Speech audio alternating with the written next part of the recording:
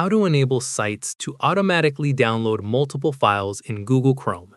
This tutorial shows you how to turn on automatic downloads in Chrome settings on your Android device. First, open the Google Chrome app on your Android device. After that, tap on the three dots at the top right corner to open the menu. From there, tap on Settings to open Chrome Settings.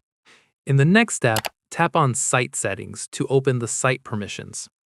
Following this, scroll down and tap on Additional Permissions. Once done, tap on Automatic Downloads to open the automatic download settings.